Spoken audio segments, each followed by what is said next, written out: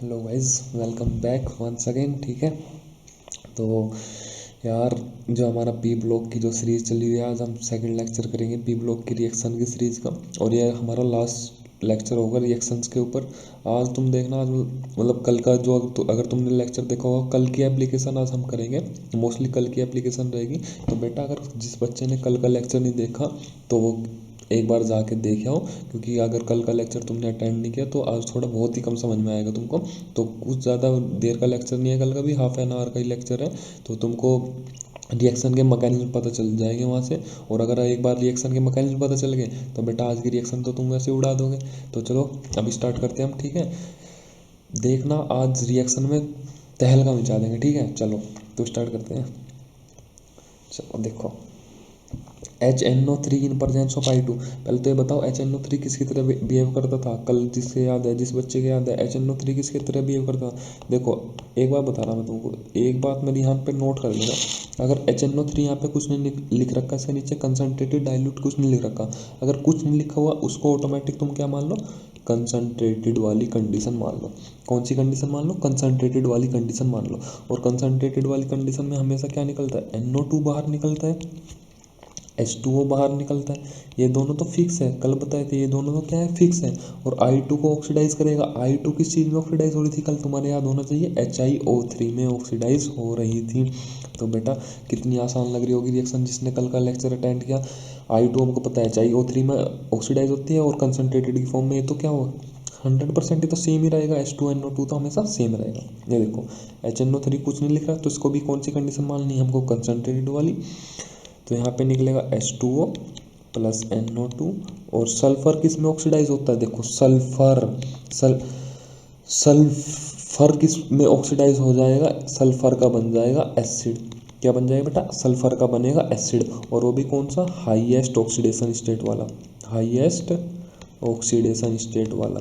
Sulphur का highest oxidation state में तुम्हारा जाना माना एसिड कौन था, H2SO4। बड़े आसानी से बन गया बेटा, H2SO4 प्लस H2SO4 लिख दो यहाँ पे, हो गया काम तुम्हारा। P4 कुछ नहीं है, सल्फर किस फॉर्म में मिलता है, जनरली हमको एसिड की फॉर्म में मिलता है। सल्फर किस फॉर्म में मिलता है, एसिड की। फॉस्फोरस किस फॉर्म में मिलता है, P4 की फॉर्म में। तो HNO3 ये तो कॉमन ही रहेगा, H2O प्लस NO2। और जो फॉस्फोरस है वो हाईएस्ट ऑक्सीडेशन स्टेट के एसिड में कन्वर्ट हो जाएगा। तो हाईएस्ट ऑक्सीडेशन स्टेट वाला एसिड कौन सा है, फॉस्फोरस का, H3PO4। ये तो याद होगा तुम्हारे, H3PO4। अब देखो एकदम बढ़िया आयन एक्सचेंज रिएक्शन है, कल पढ़ाई थी, आयन एक्सचेंज भी पढ़ा रखी है और वो ऑक्साइड वाली रिएक्शन भी पढ़ा रखी है मैकेनिज्म में मैंने। देखो NH4 पे पॉजिटिव, Cl पे नेगेटिव, OH पे नेगेटिव और K पे पॉजिटिव। तो ये इसके पास चला जाएगा और ये इसके पास चला जाएगा, बनेगा क्या, NH4OH प्लस KCl। यहाँ तक कोई दिक्कत। NH4OH क्या होता है, वीक होता है, तो ये किस में टूट जाता है, NH3 प्लस H2O में क्या हो जाता है, टूट जाता है। ये चार रिएक्शन तुम्हारे समझ में आ गई होगी। चलो अब देखो, इसका नाम होता है यूरिया। आपकी NCERT की जानी मानी रिएक्शन है, इसका नाम क्या होता है बेटा, यूरिया। यूरिया के ऊपर अगर हम पानी डालते हैं, HOH का मतलब H2O ही होता है। HOH का मतलब क्या होता है, H2 मतलब पानी। तो H पॉजिटिव OH नेगेटिव में टूटेगा। देखो एक H पॉजिटिव इसके पास ले जाओ और एक H पॉजिटिव इसके पास ले जाओ। अगर मैं दो मॉलिक्यूल ले लूँ पानी के, एक H पॉजिटिव इसके पास ले जाओ और एक H पॉजिटिव इसके पास ले जाओ। अब H पॉजिटिव इसी इन दोनों के पास ही क्यों गए, ये भी देख लो। क्योंकि नाइट्रोजन के ऊपर क्या है बेटा, लोन पेयर है। और लोन पेयर पे कैसा चार्ज होगा, नेगेटिव चार्ज होगा। अगर लोन पेयर पे नेगेटिव चार्ज होगा तो उसकी तरफ पॉजिटिव अट्रैक्ट होगा, नहीं होगा। तो इसलिए H पॉजिटिव इन नाइट्रोजन के पास चले गए। ये जो दो OH है ये कहाँ पे जाएंगे, ये इस कार्बन के साथ चले जाएंगे। यहाँ पे भी OH चला जाएगा, यहाँ पे भी OH। तो इसमें क्या बनेगा बेटा, दो तो तुम्हारे NH3 बन जाएंगे। एक तो ये वाला NH3 बनेगा, एक ये वाला NH3 बनेगा। और साथ में क्या हो जाएगा, C डबल बॉन्ड O, यहाँ पे भी OH लग जाएगा और यहाँ पे भी OH लग जाएगा। और ये बेटा क्या है, H2CO3 नहीं आएगा ये।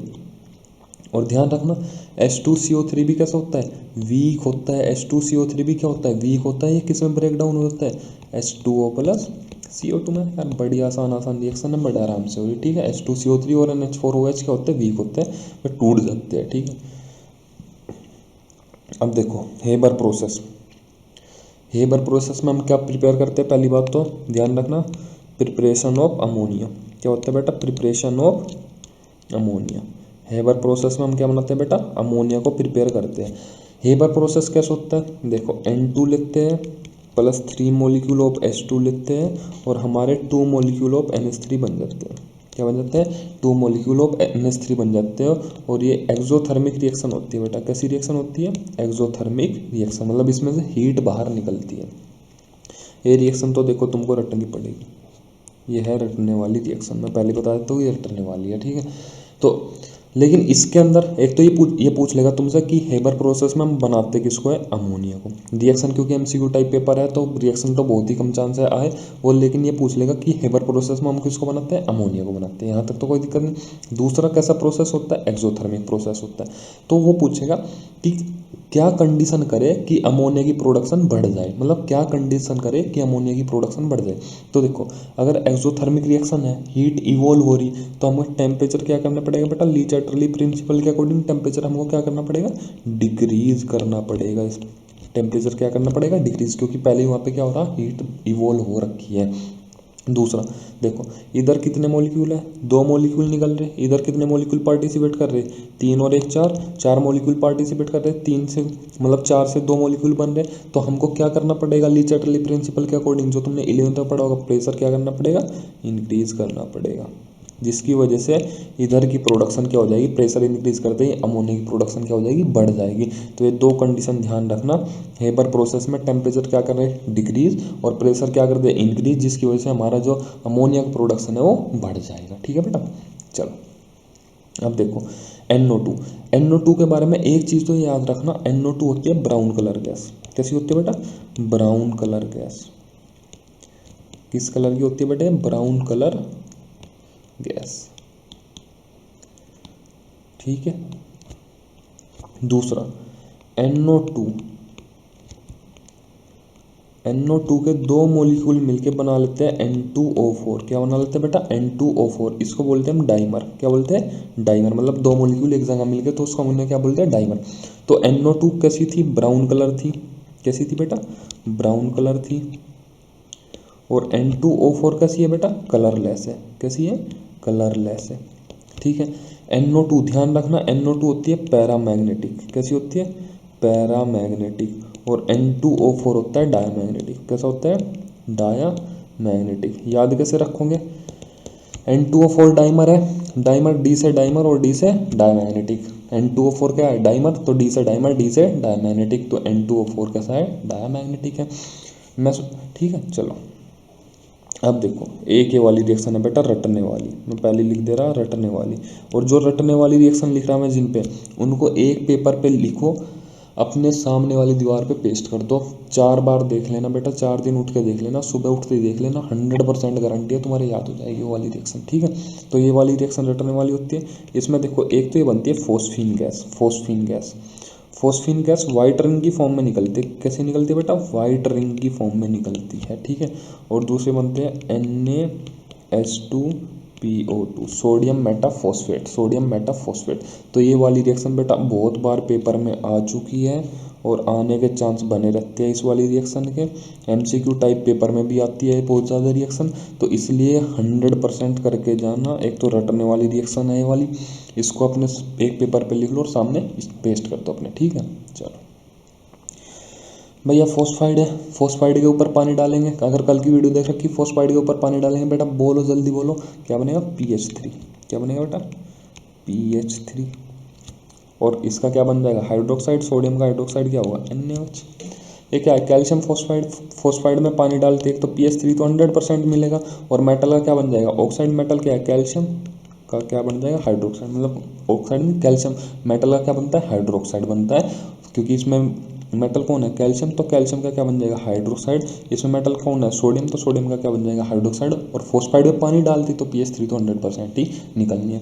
नाइट्राइड में पानी डालते, याद करो, नाइट्राइड में पानी डालते क्या निकलती है बेटा, NH3 गैस तो 100% निकलेगी। और मेटल का क्या बन जाएगा, हाइड्रोक्साइड। कितनी आसान लग रही है रिएक्शन, जिस बच्चे ने कल का लेक्चर अटेंड किया उसको बहुत ही आसान लग रही होगी ये वाली रिएक्शंस। देखो इनको याद करने की ट्रिक देखो, PCl3 की ऑक्सीडेशन स्टेट निकाल लो। अब कुछ बच्चों को ऑक्सीडेशन स्टेट निकालने में बहुत ज़्यादा दिक्कत हो रही होगी। P की ऑक्सीडेशन स्टेट X मान लो, एक Cl की ऑक्सीडेशन स्टेट -1 होती है, यहाँ पे कितने Cl है 3, तो 3 इंटू -1, पूरे मॉलिक्यूल पे चार्ज कितना है 0, तो x -3 इक्वल टू 0, तो x मतलब P की ऑक्सीडेशन स्टेट कितनी आ गई +3 आ गई, तो इस पे +3 ऑक्सीडेशन स्टेट आ गई। अगर PCl5 में चलो निकाल लो P की, इसकी x मान लो +5 -1 इक्वल टू 0, तो x इक्वल टू +5 आ जाएगा बेटा, तो इसकी ऑक्सीडेशन स्टेट कितनी आ गई +5। अब देखो PCl3 के ऊपर पानी डाल लें, ऑक्सीडेशन स्टेट कितनी है 3, तो एसिड कौन से वाला बनेगा 3 ऑक्सीडेशन स्टेट वाला ही बनेगा, H3PO3। ये बात ध्यान रहेगी, H3PO3 प्लस HCl। देखो H3PO3 में तुम P की ऑक्सीडेशन स्टेट निकालो, 100% 3 मिलनी चाहिए तुमको। अगर 3 मिल रही तो तुम्हारा आंसर सही है, क्योंकि इधर भी 3 थी और इधर भी कितनी रहनी चाहिए 3 ही रहनी चाहिए, ठीक है। अब देखो H3PO3, हाइड्रोजन की ऑक्सीडेशन स्टेट 1 काउंट करते हैं हम, क्योंकि ग्रुप 1 के जितने भी एलिमेंट हैं उनकी ऑक्सीडेशन स्टेट हम कितनी काउंट करते हैं 1, तो 3, P की x मान लो। ऑक्सीजन की ऑक्सीडेशन स्टेट -2 होती है ऑक्साइड के केस में, तो +3 इंटू -2 इक्वल टू 0, तो ये कितना होगा 3 + x -6 इक्वल टू 0, x कितना आ गई +3। तो देखो यहाँ पे भी इसकी ऑक्सीडेशन स्टेट कितनी आ रही +3, जितनी ऑक्सीडेशन स्टेट इधर होगी इतनी ऑक्सीडेशन स्टेट वाला इधर एसिड बना दो। इधर देखो 5 वाला है, इधर 5 ऑक्सीडेशन स्टेट है, तो इधर भी ऑक्सीडेशन स्टेट एसिड की फॉस्फोरस के एसिड की कितनी होनी चाहिए +5 होनी चाहिए। तो +5 बनाने के लिए +5 कौन से वाले की होगी H3PO4, निकाल के देख लो H3PO4, तो 3 + 1 + x + 4 इंटू -2 इक्वल टू 0, तो ये होगा 3 + x -8 equal to 0, x equal to कितनी आ गई बेटा +5 ऑक्सीडेशन स्टेट आ गई, तो इधर भी +5 है और इधर भी +5 है, और HCl तो बाहर निकलेगा। तो ध्यान रखना, अगर PCl3 पे पानी डाल दें तो इसकी ऑक्सीडेशन स्टेट +3 है, तो इधर एसिड कौन सी ऑक्सीडेशन स्टेट में बनेगा +3 में। यहाँ पे PCl5 में P की ऑक्सीडेशन स्टेट +5 है, तो इधर जो एसिड बनेगा पानी डालने के बाद, तो वो उस एसिड में फॉस्फोरस की ऑक्सीडेशन स्टेट कितनी रहेगी +5 ही रहेगी। यहाँ तक ध्यान रहेगी बात। अब देखो ये वाली इंपॉर्टेंट रिएक्शन है, अगर तुमने 11th में डिस्प्रपोर्शनेशन रिएक्शन पढ़ी है, डिस्प्रपोर्शनेशन रिएक्शन पढ़ी है, तो तुमको पता होगी ये वाली रिएक्शन। इसमें देखो बनता क्या क्या है, इसमें बनता है PH3 + H3PO4। अब देखो इसमें फॉस्फोरस की ऑक्सीडेशन स्टेट निकालने की कोशिश करना, तो देखना तुम इसमें आएगी +3, इसमें कितनी आ जाएगी +3 ऑक्सीडेशन स्टेट आ जाएगी। कैसे काउंट करी, 3 2 6 -6 है और +3 है, 6 में से 3 गए कितने बच गए 3 बच गए, तो +3 ऑक्सीडेशन स्टेट आ जाएगी। यहाँ पे देखो इसमें फॉस्फोरस की ऑक्सीडेशन स्टेट -3 रहेगी, इसमें अभी निकाल के देखी कितनी आई +5 आई। अब देखो +3 से -3 जा रहा, अगर ऑक्सीडेशन स्टेट डिक्रीज हो रही, फॉस्फोरस की ऑक्सीडेशन स्टेट डिक्रीज हो रही, तो ये फॉस्फोरस का क्या है बेटा रिडक्शन, और अगर फॉस्फोरस की ऑक्सीडेशन स्टेट इंक्रीज हो रही, तो ये बेटा क्या है ऑक्सीडेशन।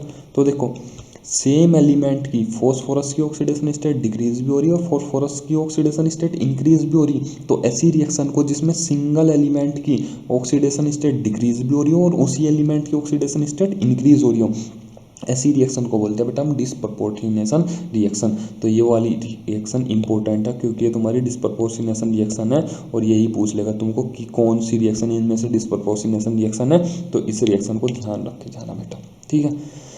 अब देखो ये बायोमोलिक्यूल में करवा रखी मैंने तुमको, ये क्या है हमारा सुक्रोज के ऊपर जैसे HNO3 डालते हैं वहाँ पे करवा रखी बड़ी अच्छी तरीके से, क्या बनता है बेटा ऑक्सैलिक एसिड, क्या बनता है बेटा ऑक्सैलिक एसिड। और अगर H2SO4 डालते हैं तो क्या बनता है कार्बन ब्लैक, जिस बच्चे ने पढ़ रखी है उसको याद होगी, ठीक है। अब देखो H2SO4 act as oxidising agent, ये बात तुमको पता है, H2SO4 किस तरह एक्ट करता है ऑक्सीडाइजिंग एजेंट की तरह। तो H2SO4 अगर ऑक्सीडाइजिंग एजेंट की तरह एक्ट करता है H2O + SO2, ये बात तो कॉमन ही रहती है, कल पढ़ाया था मैंने H2SO4 कैसे ऑक्सीडाइजिंग एजेंट की तरह काम करता है। कार्बन को क्या कर देगा ऑक्सीडाइज, किस में CO2 में, लो बेटा हो गया कार्बन ऑक्सीडाइज CO2 में। अब देखो ये वाली रिएक्शन थोड़ी इंपॉर्टेंट है, ठीक है। अब देखो H2SO4 ऑक्सीडाइजिंग एजेंट का काम करेगा, तो H2O + SO2 तो बनेगा, लेकिन इसमें देखो यहाँ पे फ्लोरीन F नेगेटिव की फॉर्म में है, F नेगेटिव की फॉर्म में है, तो अगर F नेगेटिव को ऑक्सीडाइज करना तो किस में कन्वर्ट होना चाहिए था, वो F2 में कन्वर्ट होना चाहिए था, लेकिन F2 में कन्वर्ट नहीं हो पाता, वो किस में कन्वर्ट हो जाता है, HF में कन्वर्ट हो जाता है। क्यों कन्वर्ट हो जाता है, क्योंकि F नेगेटिव किसकी तरह एक्ट करता है, ऑक्सीडाइजिंग एजेंट की तरह एक्ट करता है। तो H2SO4 में इतनी ताकत नहीं है कि F नेगेटिव को किस में ऑक्सीडाइज कर दे, F2 में ऑक्सीडाइज कर दे, इसलिए F2 ना बन के क्या बन जाता है बेटा, HF बन जाता है। इसमें भी इसकी ऑक्सीडेशन स्टेट -1 ही रहती है, क्योंकि F नेगेटिव किसकी तरह बिहेव करता है, acts as good oxidising agent, ठीक है।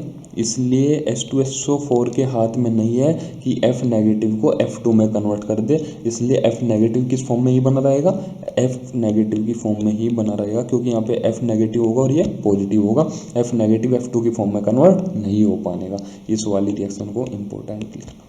चलो अब देखो O3 भी ऑक्सीडाइजिंग एजेंट की तरह काम करता है। देखो कैसे करता है, O3 किस में टूटेगा, O2 plus nascent toxin. Nascent toxin का काम क्या होता है, ऑक्सीडाइजिंग एजेंट की तरह बिहेव करेगी, तो ये वाली चीज़ तो कॉमन ही रहेगी, और ये वाला क्या कर देगा, सामने वाले को ऑक्सीडाइज कर देगा। सल्फाइड है यार, सल्फाइड किस में ऑक्सीडाइज होता है, सल्फेट में ऑक्सीडाइज होता है, लेकिन एक्सेप्शन क्या था, H2S किस में ऑक्सीडाइज होता है, सिर्फ सल्फर में। तो कर दो यार O2 प्लस PbSO4, ये बन गया सल्फेट। सल्फेट में ऑक्सीडाइज होता है सल्फाइड, कल ही बताया था तुमको। ये आ गई सुक्रोज के ऊपर तुमने क्या डाल दिया, H2SO4। अगर सुक्रोज के ऊपर H2SO4 डाल दिया तो क्या बनता है, carbon black, carbon black. H2SO4 किसकी तरह बिहेव करता है, ऑक्सीडाइजिंग एजेंट की तरह, तो ऑक्सीडाइजिंग एजेंट की तरह बिहेव करता है, तो H2O प्लस SO2 बनेगा। और ये वाला एक्सेप्शन है, सारे सल्फाइड सल्फेट देते हैं ऑक्सीडेशन पे, लेकिन H2S क्या देता है, सल्फर देता है। क्या देता है बेटा, सल्फर। अब पढ़ो से, ये दोनों रिएक्शन इंपॉर्टेंट है, मैं पहले बता रहा, ये दोनों रिएक्शन क्या है, इंपॉर्टेंट है। कैसे है देखो, कोल्ड प्लस डाइल्यूट कंडीशन ले ली, कल ही बताया था Cl2 कैसे रिएक्शन करता है, वाटर एडिशन से रिएक्ट करता है। तो इसमें मिला दो पानी, यूँ मिला दिया पानी, तो यहाँ बनेगा H2Cl2O, H2Cl2O। इसमें से क्या बाहर निकाल लो, एक HCl बाहर निकाल लो, दूसरा बच्चा क्या रह जाएगा, HClO बचा रह जाएगा। तो ClO पे तो अब अलग अलग रिएक्शन करवा दो। देखो NaOH प्लस HCl की जब रिएक्शन होगी तो Cl नेगेटिव, ये पॉजिटिव, ये तो ये इसके पास चला जाएगा, इसके पास क्या बनेगा, NaCl प्लस H2O। अब NaOH तो कुछ इसके साथ भी रिएक्ट करेगा, कुछ तो इसके साथ रिएक्ट करेगा, लेकिन कुछ इसके साथ भी रिएक्ट करेगा। तो उस कंडीशन में क्या बनेगा, जब इसके साथ रिएक्ट करेगा, NaOH प्लस HClO। ClO पे कैसे चार्ज आएगा, नेगेटिव। H पे कैसे चार्ज आएगा बेटा, पॉजिटिव। इस पे आ गया negative, OH negative, Na positive. तो ये इसके पास चला जाएगा और ये इसके पास चला जाएगा, और क्या बना लेगा, NaClO प्लस H2O। तो यहाँ पे दो प्रोडक्ट बनेंगे, एक प्रोडक्ट ये बनना, एक प्रोडक्ट ये बनना। तो NaCl plus NaClO plus H2O तो बाहर निकलेगा, ठीक है। ये बात समझ में आ गई। अब देखो कोल्ड प्लस डाइल्यूट में बनता है NaCl NaClO, ध्यान रखना, कोल्ड प्लस डाइल्यूट में बनता है NaCl और NaClO। लेकिन अगर कंडीशन कैसी कर दे, हॉट प्लस कंसनट्रेटेड, तो NaCl तो बने ही बनेगा, लेकिन ये जो NaClO है ना, ये कन्वर्ट हो जाता है NaClO3 में। ध्यान रखना, किस में कन्वर्ट हो जाता है, NaClO3 में। किस में कन्वर्ट हो जाता है, NaClO3 में। कैसे देखो, ClO नेगेटिव है, अगर यहाँ पे Na लगा दे तो ये Na पॉजिटिव होता है, तो ये नेगेटिव इसको खा जाएगा। तो अगर कुछ ऐसे भी रिएक्शन, कुछ इस टाइप में भी रिएक्शन लिखी जा सकती है, ClO नेगेटिव को अगर तुमने हीट कर दिया तो किस में कन्वर्ट हो जाएगा, ClO3 नेगेटिव में, क्योंकि यहाँ पे जैसे ही Na लगेगा, Na पॉजिटिव, ये पॉजिटिव इस नेगेटिव को क्या करेगा, खा जाएगा। तो किस में कन्वर्ट हो जाता है, हीट करते ही ClO नेगेटिव किस में कन्वर्ट हो जाता है, ClO3 नेगेटिव। कुछ इस प्रकार से भी रिएक्शन लिखी हुई आ सकती है तुम्हारे सामने, ठीक है, याद रखना। अब देखो NH3 प्लस Cl2, अगर Cl2 एक्सिस में है तो बनेगा बेटा NCl3, क्या बनेगा, NCl3। और अगर NH3 एक्सिस में है तो क्या बनेगा, NH4Cl। तो ध्यान रखना, जब Cl वाला पार्ट एक्सिस में होगा तो यहाँ Cl वाले ज़्यादा जुड़ जाएंगे, जब NH3 वाला पार्ट एक्सिस में हो जाएगा तो यहाँ NH4 वाला पार्ट जुड़ जाएगा। ये बात ध्यान रखना, ये भी इंपॉर्टेंट रिएक्शन में आएगी तुम्हारी, ठीक है।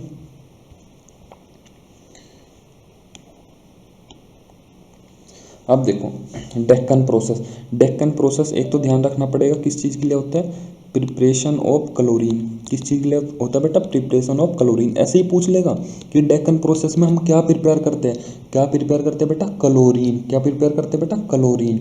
तो कैसे करते हैं, HCl के साथ में ऑक्सीजन मिला दो, HCl के साथ में क्या मिला दो, ऑक्सीजन, तो यहाँ पे बन जाता है H2O प्लस Cl2। क्या बन जाता है बेटा, H2O प्लस Cl2।